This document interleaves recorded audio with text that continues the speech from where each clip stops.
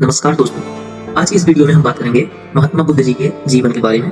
तो चलिए शुरू करते हैं। गौतम बुद्ध जी का जन्म नेपाल के लुम्बिनी में 563 ईसा पूर्व में हुआ था और उनकी मृत्यु 483 ईसा पूर्व में उसी नगर में हुआ था।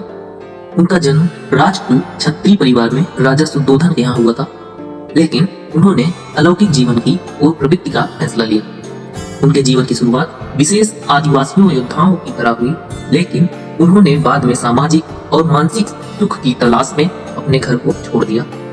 उनके जीवन में एक महत्वपूर्ण घटना थी जब वनवास में वो जा रहे थे। एक भिखारिणी को देखा जिसका दुख उन्हें गहरे विचारों में डाल दिया। उन्होंने जीवन के दुखों और उनके कारणों की गहरी समझ प्राप्त की और उन्होंने ध्यान और साधना के माध्यम से निर्वाण की प्राप्ति की। बुद्ध का महत्वपूर्ण शिक्षादान चतुर्थ आश्रम धर्म था, जिसमें उन्होंने 4 आश्रमों ब्रह्मचर्य, गृहस्थ, वानप्रस्थ और संन्यास का पालन करने की सलाह दी। उन्होंने अहिंसा, सत्य, अस्तेय, ब्रह्मचर्य और अपरिग्रह जैसी महत्वपूर्ण नैतिकताओं को आगे बढ़ाने की पूर्ण प्रयास की। बुद्ध ने बोधिगया में परिव्राजक के रूप में बैठकर निर्वाण प्राप्त किया। उनके उपदेशों को धम्म कहा जाता है, जो उनकी शिक्षाओं और ज्ञान का संकेत है। गौतम बुद्ध का मार्गदर्शन भारतीय संस्कृति में अद्वितीय महत्व रखता है और उनकी उपदेश लोगों के जीवन में मार्गदर्शन करती है। गौतम बुद्ध के उपदेशों और उनके जीवन से जुड़ी कई महत्वपूर्ण घटनाएं हैं। उनके जीवन का एक महत्वपूर्ण हिस्सा उनके बोध चित्त के अंदर हुआ, जिसका परिणाम स्वरूप वे अनगिनत ज्ञान और बोध प्राप्त करने में समर्पित हुए। बुद्ध की प्रेरणा से उनके अनुयायियों ने विशेष ध्यान और विचार प्रक्रियाओं का विकास किया, जिसमें विपश्चिता और सतिपट्ठाना जैसे ध्यान प्रदान किए गए।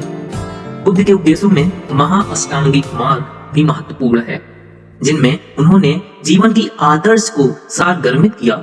वो मार्ग इस प्रकार है: सम्यक दृष्टि, राइट व्यू; सम्यक संकल्प, राइट इंटेंशन; सम्यक वच, राइट स्पीच; सम्यक कर्मांत, राइट एक्शन; सम्यक आजीविका, राइट लिवलीहुड; सम्यक व्यायाम, राइट एफर्ट; सम्यक मानसीकरण, राइट माइंडफुलनेस; और सम्यक समाधि, राइट कंसंट्रेशन।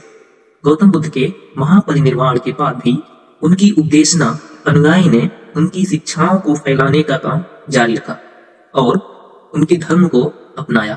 बौद्ध धर्म एक धर्म नहीं बल्कि धम्म है। जो बौद्ध धर्म एक महत्वपूर्ण धार्मिक परंपरा बन गई और उनके विभिन्न मतभेदों के साथ विकसित हुआ। तो ये है हमारे महात्मा बुद्ध, जो कि इस दुनिया में जीवन जीने का तरीका बताया, जो कि महत्वपूर्ण भी है।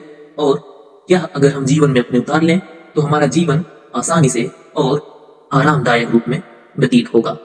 अगर आपको वीडियो अच्छा लगा हो, वीडियो को लाइक, शेयर एंड चैनल को सब्सक्राइब करें। धन्यवाद।